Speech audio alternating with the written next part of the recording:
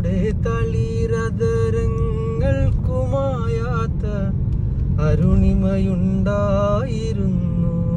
ഒട്ടേറെ പറയുവാൻ ദാഹമുണ്ടായിരുന്നു.